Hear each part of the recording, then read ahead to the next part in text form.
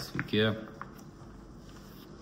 Aptarsiu Investuok savo žurnale rašytą straipsnį apie vartojimo sektorių, kurio pavadinimas vartojimo sektoriaus milžinų monopolis.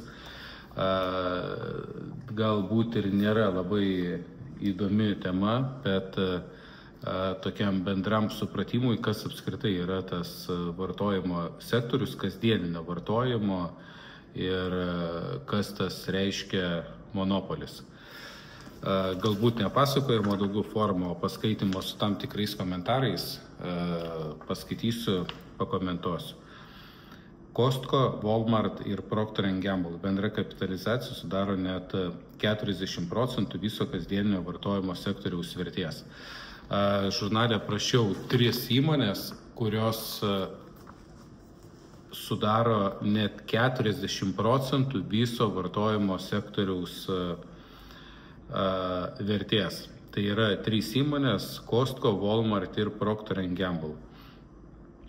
Ir tai yra pakankamai didelė monopolija visiems kitiem smulkiem mažmeniniam prekybininkam, parduotuvėlėm ir kodėl jos ateities nelabai kokios turi ir kodėl šitie visi gigantai dabar yra taip pasidarę, kad labai puikiai pritaikė dirbtinį intelektą, išleido labai puikius appsus, kurių pagalba visiškai monopolizavo vartotojų rinką pas save.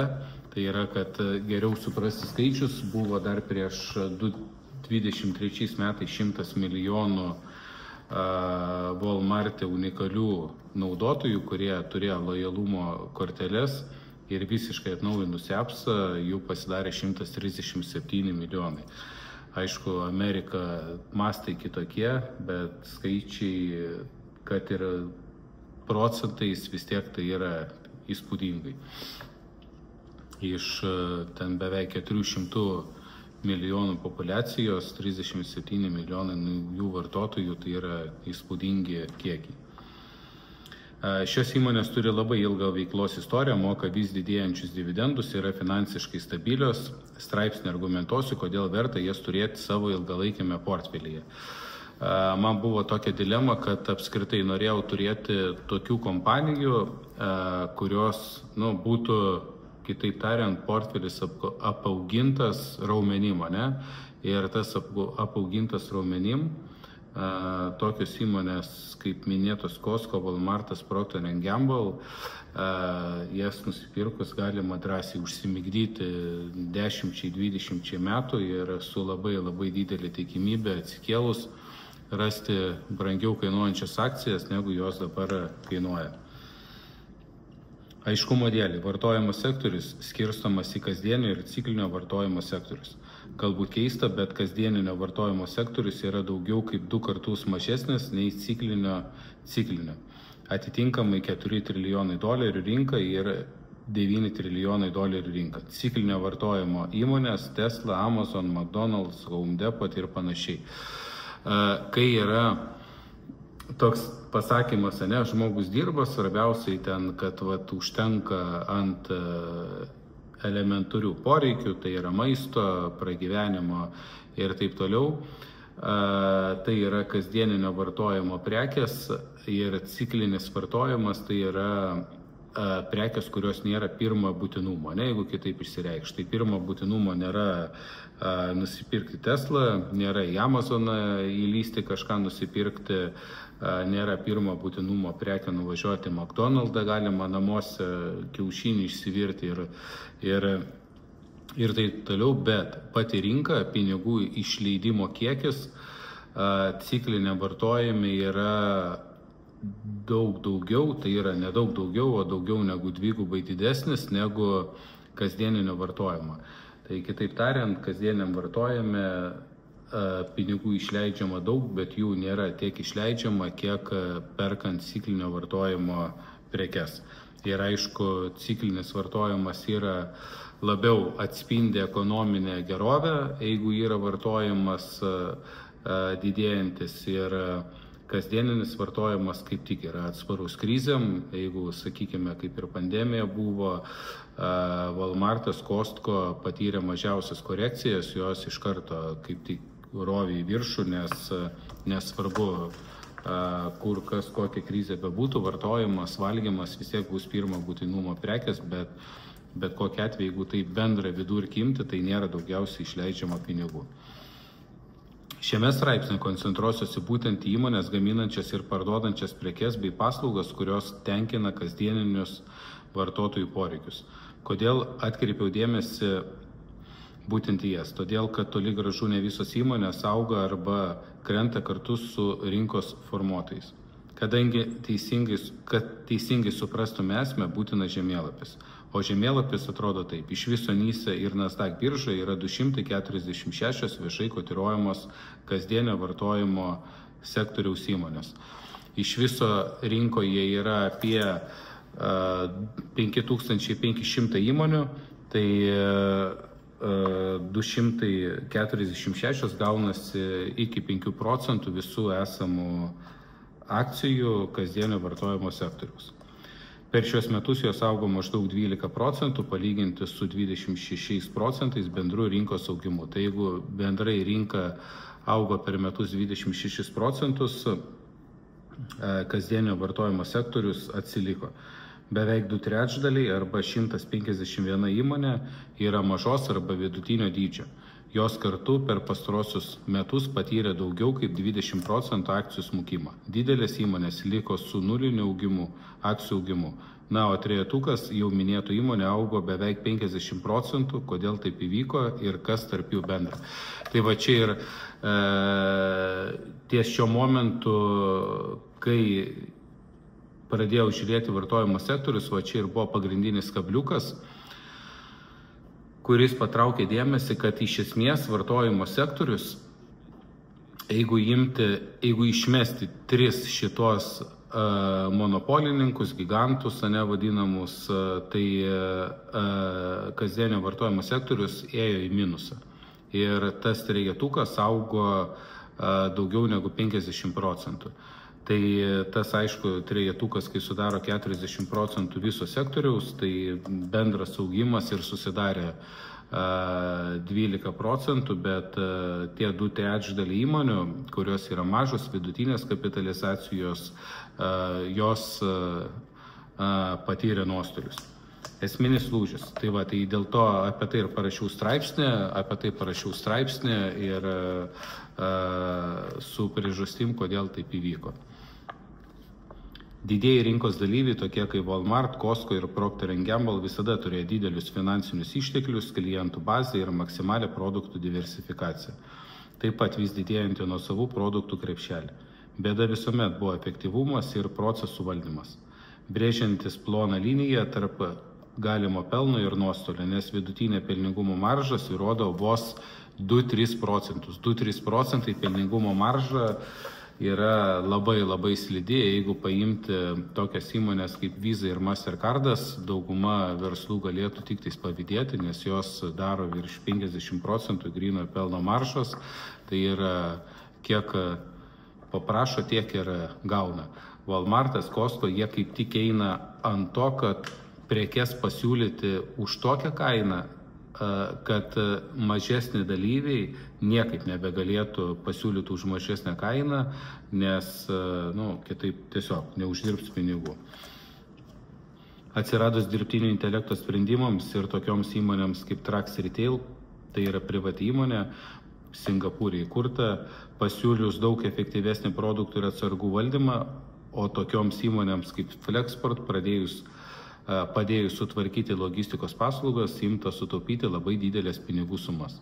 Taip pat visi šie milžinai investavo daug pinigų atnaujindami iš esmės lojalumo programas per narystės mokesčius, kurie dabar sudaro daugiau nei pusę viso pelno, o narystės pratęsimo rodiklis yra net 92%.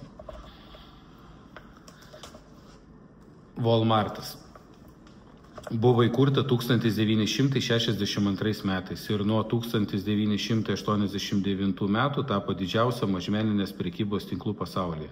Iki šiol šios pozicijos niekam neužleido. Reikėtų paminėti, kad ji buvo įkurta kaip šeimos verslas, atidarant vieną parduotuvę. Įdomu, kad iki šios dienos apie 50% vis dar priklauso Valtonų šeimai. Ir jie yra turtingiausia šeima, turinti didelį įtaką tiek valdant įmonę, tiek visuomenę. Čia galbūt kai kuriem bus ir naujiena, kai mes kalbam apie turtingiausius žmonės, Billas Gatesas, Amazonas, Elonas Muskas, tai Valtonų šeimos turtas yra gal apie šiuo metu 400 ir daugiau milijardų dolerių, tik tais, tai yra šeima, ne vienas konkretus kažkoks tai asmo, bet Valtonų šeima buvo, kaip mes, tarkim, turime Maximos savininką, tai panašiai Walmartui yra, tik tais, kad dar kokį 100-200 kartų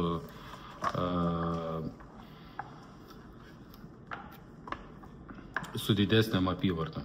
Įmonė moka dividendus nuo 1974 metų ir nuolat juos didina. Vidutinis metinis dividendų augimas per pastarosius 10 metų buvo apie 4%. Praeitais metais Walmart pajamos siekia 673 milijardus dolerių, o grynasis pelnas beveik 20 milijardų dolerių. Kad suprasti, įsivaizduoti mastą, tai mūsų Lietuvos BVP yra dabar plius minus 60-70 milijardų eurų, kažkas tokio. Ir biudžetas, kuris yra skirtas paskirstimui, išleidimui, jeigu tai būtų galim pavadinti, yra apie 13, 14, gal dabar 15 milijardų dolerių. Tai galim sakyti, kad Walmarto pajamos sudaro 10 kartų didesnę sumą negu visas Lietuvos BVP. Čia kad įsivaizduota, tai yra milžiniškos sumos ir grynasis pelnas yra didesnis negu Lietuvos biudžetas. Nors per ateinančius 5 metus tikėtinas pajamų augimas vos 4%, pelno didėjimas vienai akcijai prognozuojamas maždaug po 12% kasmet. Nors norint suprasti ir geriau įsivaizduoti skaičius, Walmart yra daugiausiai pajamų generuojanti vieša įmonė, turinti net 2,1 milijono darbuotojų. O svarbiausia, kad prieš 2 metus darbuotojų buvo 2,3 milijono. Įmonė nemažėjo, o darbuotojų sumažėjo 5%. Įmonė per kelis metus atleido 200 000 darbuotojų. Pamenu, toks filmas yra buvęs, irgi galbūt dauguma esate matę, kai yra etatas, kuris važinėja po pasaulį ir ten atleidinėja, užduotis buvo atleisti kažkurioje tai ten didelė įmonėje. Aišku, filmas ir nenurodė, kokia įmonė, apie 10 000 darbuotojų ir kaip ten tie procesai vyksta sudėtingai, kaip ten žmonių gyvenimai griaunami ir panašiai. Tai čia Walmartas atleido 200 000 žmonių. Aišku, tai yra bėda, kaip ir negerai, tai va čia, kai yra problema, kalbama, kad nebeliks darbo vietų ir panašiai, tai čia daugiau buvo atleidžiama nekvalifikuotų darbo vietų, o tos vietos, kur ten, sakykime, salėje pakeitimai darbuotojų, bet apie tai skaitau toliau. Konkurencinis pranašumas. Praeiti metai tapo lūžio metais Walmart veikloje. Dirbtinio intelekto technologijos leido šiai mažmeninės prekybos milžiniai pasiekti naujas aukštumas. Vienas svarbiausių pokyčių įvyko valdant atsargas. DI dirbtinio intelekto pagrįsti algoritmai dabar tiksliau prognozuoja paklausą atsižvelgiant į istorinius pardavimus, sezoninius svyravimus ir realiojo laiko duomenis. Taip užtikrinama, kad lentynose niekada netrūktų populiariausių prekių, o mažiau paklausius produktus neužimtų vietos ir gerokai sumažintos veiklos sąnaudos. Dirbtinio intelekto stebuklai padėjo sumažinti atsargų perteklių 15%, o prekių išparduodamumo rodiklis padidėjo 8%, kas iš to sutaupyti papildomi 2 milijardai dolerių. Čia yra tas dalykas, kai tu darai pajamą 673 milijardus dolerių ir tavo marža siekia vos iki 3%, tai tau sumažinus kiekvieną procentą, kuris teks į pelną, tai yra papildomi 6-7 milijardai dolerių. Walmart elektroninėje parduotuvėje personalizuotos rekomendacijos, sukurtos remiantis klientų pirkimų istoriją ir naršymo įpročiais. Padidino vidutinį užsakymo krepšelio dydį 12%, o lojalių klientų reguliariai apsipirkančių internete skaičius išaugo 18%. Dinaminė kainodara, reaguojant į rinkos pokyčius bei konkurentų kainas, ne tik padėjo išlaikyti konkurencinį pranašumą, bet ir padidino e-pardavimus 20%. Tai pasiekta rekordinė $100 milijardų riba per metus. Nemažiau įspūdingi yra pokyčiai logistikos srityje. Automatizuoti sandėlių robotai visiškai pakeitė prekių surinkimą, paruošimą ir siuntimą.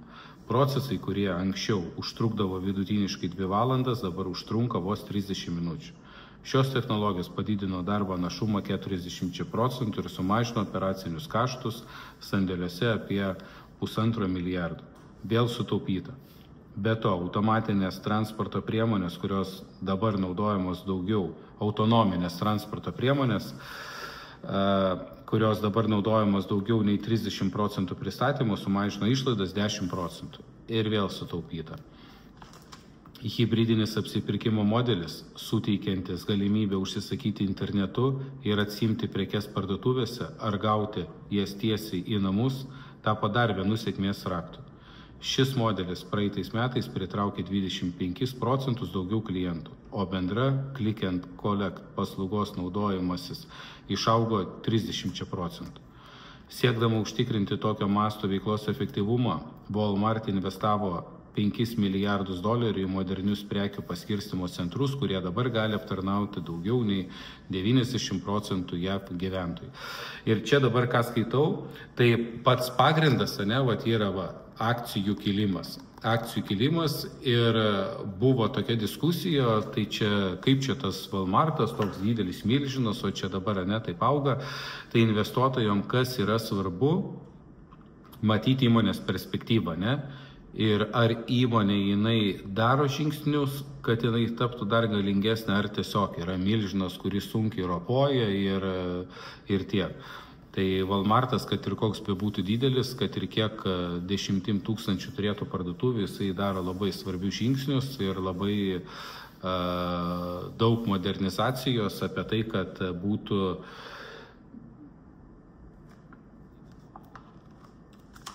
didinama veiklos marža. Walmart Plus prenumeratų platforma, dar viena įmonės inovacija, sustiprino ryšį su klientais, siūlydama nemokamą pristatymą, nuolaidas degalams ir išskirtinės akcijas.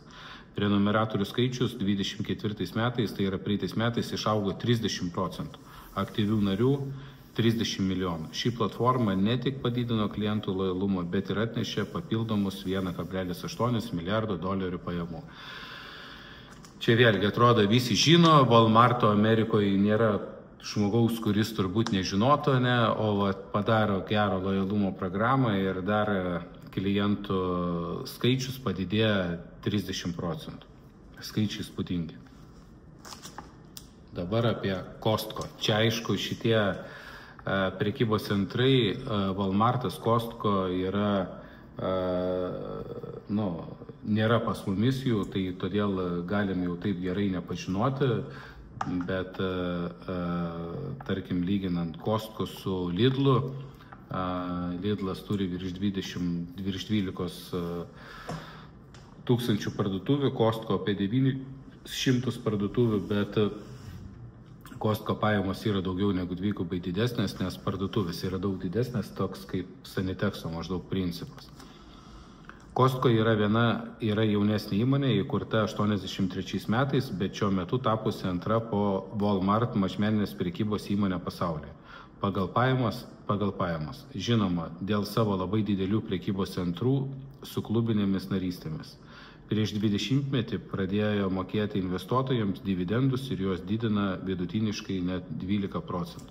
Tos parduotuvės yra didelės, viską perki maišais, tai aišku yra toks du dalykai, kad vienas dalykas yra vartojimas labai didelis, jeigu nori Coca-Cola skardinę nusipirkti, tai vietoj skardinės perki dėžę, jeigu nori alaus buteliuką nusipirkti, perki dėžę, jeigu nori tualetinio popieriaus nusipirkti, irgi perki dėžę, viską perki dėžėm, tai yra skatinamas vartojimas, todėl Amerikai populiarūs tie tokie džipai, tu ten prisikrauni į tas bagažinės prekių, ar čia yra gerai ar blogai, dėl tų kultūrinių dalykų gal nelabai verta dabar diskutuoti, bet kas liečia pačiom įmonėm pajamų generavimui, tai aišku, kad yra gerai. Praeitų metų pajamos sudarė įspūdingus $242 milijardus, iš kurių pelnas buvo 7,5 milijardai. Nors tokie uždirbami pinigai įspūdingi, pelno marža yra vos 3%. Todėl šią įmonę yra labai daug erdvės tobulėti ir mažinti kaštus, kad jie vietoj išlaidų pavirstų pelnu. Tikimasi, kad per ateinančius 5 metus pajamos augs vidutiniškai 5% kasmet, o pelnas vienai akcijai maždaug 10%. Tai investuotojams tas patinka, kad pelnas nors ir neaugs labai sparčiai, bet pelnas vienai akcijai prognozuojamas ir augimas. Ką tai reiškia? Tai reiškia, kad tu nors ir netgi ir išlaikant tas pačias pajamas, tu darai veiklą efektyvesnę ir versle, tai kas yra? Yra eilutės pajamos, išlaidos, yra pelnas. Tai kuo mažesnė išlaidų eilutė, tuo didesnis yra pelnas. Costco taip pat nepraleido šansą pasinaudoti dirbtinio intelekto teikiamomis gerybėmis, kad optimizuotų savo veiklą ir sumažintų nereikalingų išlaidų, tokių kaip atlyginimai darbuotojai, vaikštantiems tarp prekių lentynų ir tikrinantiems, ko juose trūksta. Dabar šią funkciją 10 kartų mažesnėmis sąnaudomis atlieka DAI algoritmai. Taip pat pasitelkus dirbtinį intelektą, personalizuotos rekomendacijos ir dinaminę kainodarą padidino pardavimus ir lojalių klientų skaičių. Konkurencinis pranašumas. Costco turi labai galingus vidinius dirbtinio intelektų pagrįstus sprendimus ir naudoja savo įkurtą platformą leidus optimizuoti tiekimo grandinę. Naudojant algoritmus, atsargų valdymo efektyvumas padidėjo 15%, o perteklius sumažėjo 12%. Tai leido praeitais metais sutaupyti daugiau nei $800 milijonų ir dar labiau pagerinti prekių prieinamumą. Ar tokiom visom privilegijom dirbtinio intelekto algoritmais, galingais appsais ir panašiai gali naudotis smulkios įmonės? Dėja, ne. Be to, Costco mobilioji programėlė, kurią vien per praeitus metus atsiuntė 39 milijonai vartotojų, įdiegė naujas funkcijas, tokias kaip realaus laiko prekių prieinamumo tikrinimas ir automatizuotas užsakymų pateikimas. Šie patobulinimai padidino e-komercijos pardavimus 25% iki $12 milijardų, nors tai sudaro vos 5% įmonės pardavimų. Skaičius mažas, bet kartu parodantis labai daug augimo galimybių. Logistikos srityje Costco pasitelkė pažangius sprendimus, įskaitant sandėlių robotiką, pastaroji padidino užsakymų surinkimo efektą ir Costco irgi yra grafikas, įspūdingai atrodantis.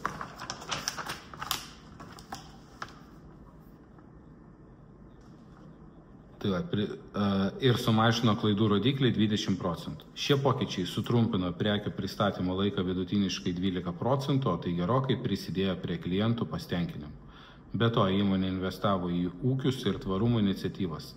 Taip pat užtikrino šviežių produktų tiekimą. Galbūt skambės neįtikėtinai, bet įmonė turi net 500 nuosavų paukštininkystės kompleksų Nebraskoje. Ten užauginama apie 100 milijonų viščiukų, o jie patenkina 40% įmonės poreikio. Skaičiai įspūdingi, bet dar įspūdingesnė statistika, kad vienam amerikiečiui per metus tenka beveik 20 viščiukų arba po 45 kg šios mėsos. Čia rašant, taip atrodo, net nesusimastai apie kiekius, nesusimastai apie vištienos poreikį, apie viščiukų poreikį ir 100 milijonų viščiukų ir kad kiekvienas amerikietis suvalgo po 20 viščiukų, atrodo, kas čia yra, ne? Bet amerikiečių tai yra daug, beveik 400 milijonų. Tarptautinė plėtra buvo dar vienas svarbus Costco sėkmės elementas. Įmonė praeitais metais atidarė 30 naujų parduotuvių, iš jų 12 buvo užsienio rinkose. įskaitant pirmasis vietas Naujojoje Zelandijoje. Dėl tokios plėtros tarptautiniai pardavimai išaugo 18%, generuodami papildomus $4 milijardus. Galiausiai Costco narystės modelis išliko kertinis akmuo. Vien per praeitus metus narystės mokesčių padidinimas 10%, pirmą kartą per 7 metus, įmonė generavo papildomus $380 milijonų. Nepaisant šio padidėjimo, narystės augimas išliko stiprus, aktyvių narių skaičius pasiekė 137 milijonus prenumeratorių. Iš jų 30% sudarė tarptautiniai klientai. Ir Costco apie toks įdomus faktas, apie 60% viso pelno sudaro būtent narystės mokesčiai, tai jie gali vos ne už savikainą pardavinėti prekes ir visas pagrindas yra, kad gaunamos nuolaidos klientam, lojaliem klientam, kurie yra Costco nariai. Ir kitas didelis gigantas yra Procter & Gamble. Dauguma turėtų būti žinomi brandai kaip Gillette, Pringles, Tide ir visokie kitokie Pampers kasdieniniai vartojami dalykai, kur kartais atrodo galbūt nesusimastai, bet pas daugumą koks nors tai priedas ar buitinės prekės būtent bus iš Procter & Gamble. Įmonė yra įkurta 1837 metais, įspūdingas rodiklis, virš 180 metų veikianti įmonė. Ir dar įspūdingesnis rodiklis yra, kad įmonė 135 metus moka dividendus ir nuolat juos didina ir niekada nebuvo nutraukus. Tai čia, kai eina kalba apie ten stabilią įmonę arba stabiliai mokamus dividendus, ar čia, kažin, čia stabiliai mokės tos dividendus ar ne, tai 135 metus jeigu moka, galim tikėtis, kad ir ateinantį laiką dar mokės, o jeigu nebemokėtų ar kažkas nutiktų, tai tada ką padarysi, nesiseka, ne? Kur tik investuoji, tai nesiseka. Dividendai nėra įspūdingo dydžio, apie 2,5%, bet turint omeny, kad įmonė visą laiką augo, dividendai skaičiuojami vienai akcijai didėja 10 kartų. Praeitų metų Procter & Gamble pajamos siekė $84 milijardus, o grynasis pelnas 15 milijardų. Tikimasi, kad pajamos augs 4-5%, bet pelnas vienai akcijai dėl dirbtinio intelekto didės mažiausiai po 10% kasmet. Čia dabar šitie rodikliai turėjo užstrigti ties pelno maržom. Tai yra įmonė sugeneravo $84 milijardus, o grynasis pelnas sudarė 15%. Ką tai reiškia? Tai reiškia, kad čia jau įmonė sugeba generuoti beveik 20% pelno maržą.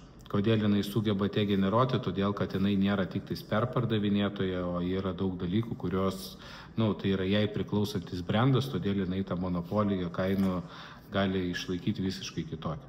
Tarkim, kaip Pringles, traškučiai. Tai jie neperka iš kažkur Pringles traškučius ir nepardavinėja. Tai būtent tokie kaip Costco ar Walmartas, tai ir perka iš Procter & Gamble, bet jeigu kas nors mėgstate Pringles, yra tikrai, praktiškai, netgi galim sakyti, iš kitos pusės mažai brangesnių čipsų negu Pringlesai, bet jeigu jums patinka Pringlesai, tai jūs nepirksite pigesnių vien tik dėl to, kad jie kainuoja eurų ar kažkiek pigiau, dėl to, kad jie kainuoja pigiai. Jūs pirksite dėl to, kad jums patinka jie. Konkurencinis pranašumas. Įmonė naudoja kelias augimo strategijas, kurios padeda išlaikyti konkurencinį pranašumą. Pirma, siūlo aukštos kokybės produktus, kurie pritraukia daug klientų. Tai pasiekiama per nuolatinį produktų tobulinimą ir inovacijas. Įmonė kasmet skiria 2 milijardus biudžetą inovacijoms ir kitiems produktams. Ar gali skirti smulkesnės įmonės tiek pinigų po $2 milijardus inovacijom, produktų kūrimui? Labai vargiai. Konkuruoti su tokiu biudžetu mažesni rinkos dalyviai niekaip nepajėgus. Antra, siūlo gausų produktų asortimentą, įskaitant gerai žinomus prekės ženklus, tokius kaip Tide, Gillette ir Pampers. Trečia, naudoja efektyvę tiekimo grandinę ir gamybos procesus, kurie padeda sumažinti sąnaudas ir padidina pelningumą. Ir vėl, atkreipti dėmesį į tos svarbius dalykus, kur visą laiką paminime. Pristatymo grandinė, tiekimo grandinė, gamybos grandinė ir visi šitie dalykai, tai jie ir nusėda į pelną, jeigu yra tai daroma efektyviai, o ne belekaip. Todėl, kai yra rankų darbo, ten taip toliau, rankų darbo nebūtinai produktas bus geresnis, rankų darbo jisai būtinai bus brangesnis, nes tiesiog nėra efektyvumo. Ir kai tu pasieki masto ekonomiją, tai niekaip rankų darbas negalėtų konkuruoti prieš masinį, kažkokią tai gamybą, lygiai taip pat kaip Tesla auto, kai jie pasiekia beveik pilną robotizaciją auto gamyboje ir daugelis auto gamintojų galėtų pavydėti dėl surenkamų greičių, ten kokią nors to trečiuko Teslos, už kurį parduoda už $35,000, kiti niekaip negali padaryti, ypač premium segmento auto, nes jie nedaro tokio efektyvumo. Ir kokį nors Rolls-Royce rankom ten varšiukus sukinėja, tai kaip ten tada gali būti pigiai, jeigu viską reikia rankom daryti. Bet tai nereiškia, kad ten tas varšiukas yra rankom geriau prisuktas negu masiniai gamybai. Prie viso to gerokai prisidėjo dirbtinio intelekto procesų automatizavimas, kuris daugiausiai vedė prie svarbiausio verslui tikslo – pelno didinimo arba didesnės maržos. Kitaip tariant, mažiau išleidęs, daugiau uždirbs. Galiausiai Procter & Gamble nuolat plečia savo veiklą tarptautinėse rinkose, šiuo metu veikia daugiau nei 180 šalių. Tai ir čia, kai mes kalbam apie dirbtinį intelektą, tai yra dauguma iš mūsų, galbūt mes įsivaizduojam, ten galite įsivaizduoti, kad čia dirbtinis intelektas sukurtas žmoguje, kad čia mes per ChatGPT galėtume pasirašinėti, ten kažką gėlytės pafotkinti, ten paklausti kažko, kaip ten gyvenam. Tai viskas yra gerai, tai yra vartojimai, bet visa esmė tai yra procesų automatizavimas, kai yra dirbtinis intelektas pajungiamas į verslą, tai visų pirma, investavimui yra labai įdomios įmonės, tokio kaip, pavyzdžiui, Patchas, PATH tikeris, kurie ir koncentruojasi į arba Automation Anywhere, yra tik tais dar privati įmonė, kurios koncentruojasi būtent į verslamą, visų procesų automatizavimo diegimą, ir tai yra sudėtingi procesai, tai yra daug kainuojantis procesai, bet įmonės dabar, kurios yra didelės įmonės, jos investuoja į tai. Ir tas konkurencinis pranašumas, niekaip nebegalės įmonės konkuruoti, tos, kurios yra mažos ir tos, kurios jau bus procesus automatizavusios. Jeigu kažkam reikės mokėti atlyginimą, kad ten vaikščiotų ir į fūrą prekes dėtų, arba ten kažkur višiukus gaudytų, ir mokėtų atlyginimus, ir kai kažkas tai robotai viską padarytų, tai tas atotrukis tarp konkurencijos jisai gali tapti dar daug kartų didesnis. Įmonė turi mažą skolos lygį ir stiprią grynųjų srautų generaciją. Kitaip tariant, 10 milijardų laisvų dolerių. Paraštų bet kuriems įmonėms išsikeltiems tikslams pasiekti ir toliau investuoti į plėtrą bei inovacijas. Procter & Gamble yra stipri ir stabili investicija dėl ilgalaikio dividendų augimo, finansinio stabilumo ir pelningumo.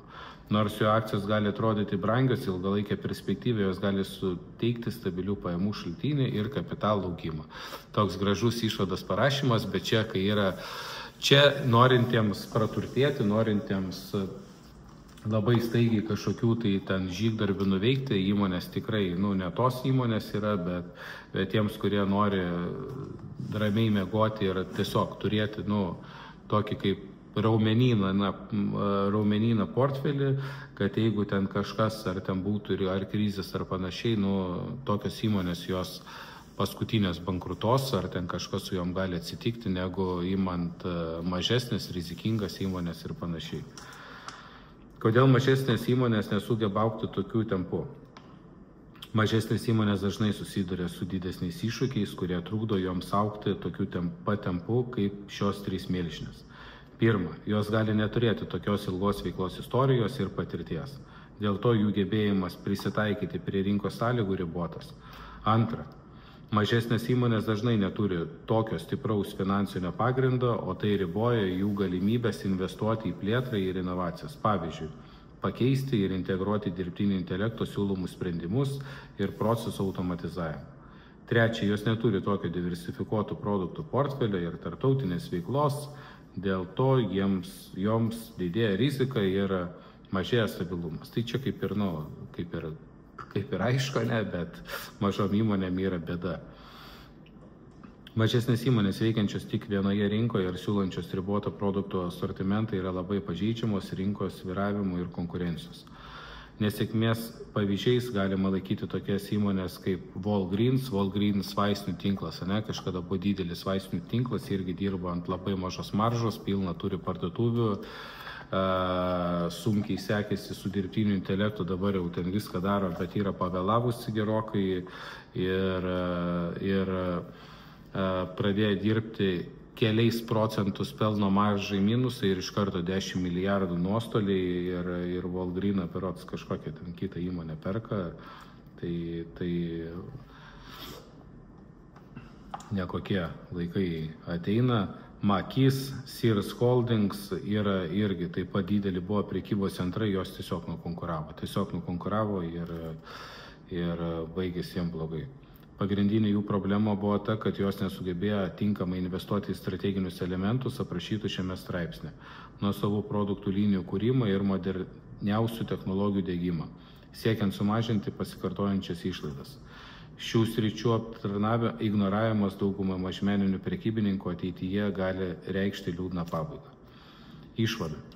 Kasdieninio vartojimo sektorius atskleidė, kodėl tokios įmonės kaip Walmart, Costco ir Procter & Gamble dominuoja rinkoje ir yra patrauklios ilgalaikiams investicijoms. Jų sėkmės raktas ne tik ilga veiklos istorija, bet ir nuolatinės inovacijos, kurios užtikrina konkurencinį pranašumą. Šios įmonės sėkmingai naudojasi dirbtinio intelekto sprendimais, demonstruoja įspūdingą gebėjimą stiprinti klientų lojalumą per narystės programas, personalizuotas paslaugas bei tikslingai investuoja į tiekimo grandinės valdymą. Priešingai, mažesnės įmonės dažnai nesugeba konkuruoti ir dėl ribotų resursų, veiklos diversifikacijos stokos ir mažesnio pajėgumo diegti naujas technologijas. Čia toks kaip ir standartiškai parašyta, bet apie tai jau ką ir kalbėjom. Tokias įmonės kaip Walgreens ar Sears Holdings tampa pavyzdžiais, kaip technologinė ir strateginė stagnacija gali lemti nesėkmę. Ir tos įmonės Walgreens, Sears Holdings buvo taip pat didelės, daug metų veikiančios įmonės ir susiklosti joms ne kažką. Taigi investavimas į didžiausius sektorius dalyvius gali būti pagrįstas sprendimas, nes šios įmonės dėl savo finansinio stabilumo, inovatyvių sprendimų ir gebėjimo pristaikyti prie rinkos pokyčių yra gerai pasirengusios ne tik išlaikyti pozicijas, bet ir užtikrinti ilgalaikį augimą. Tai toks tas straipsnis, reziumuojant ar čia verta ar neverta jas investuoti, visada yra, kai žmogus klausimą, pavyzdžiui, verta, neverta čia investuoti, kažin čia gerai investuoti, negerai, visą laiką yra tikslai, koks tavo tikslas yra investavimo. Tai tokios kaip Costco, Walgreens, Procter & Gamble ilgalaikiam investavimui, ilgalaikiam investicijom, kurios būtų kaip atsvara, kaip atrama, kaip amortizacija įvairiems ten kriziniams momentams, tai yra puikus dalykas, kuris gali būti portfelyje ir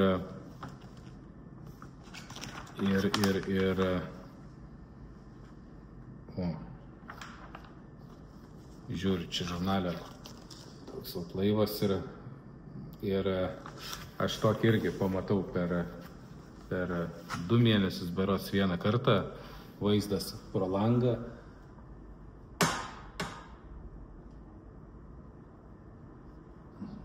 Toks būna plaukiantis ir pas mumis. Tai va, tai čia aišku paskaičiau Investuok žurnale, bet visus kviečiu geriau nusipirkti ir patiems ramiai paskaityti ir sustojant ten, kur norisi sustoti, bet kas vairuojate ar kažkur vaikštote, tai tikiuosi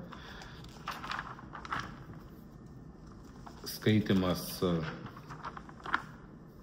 kažkiek įlenda į galvą, nes klausytis ir girdėti yra du skirtingi dalykai, bet bent jau kažką, jeigu būsite išgirdę, labai džiaugsiuosi. Tai va, visiems gero laiko, gerų investicijų, sėkmės visur ir visada ir iki kitų kartų.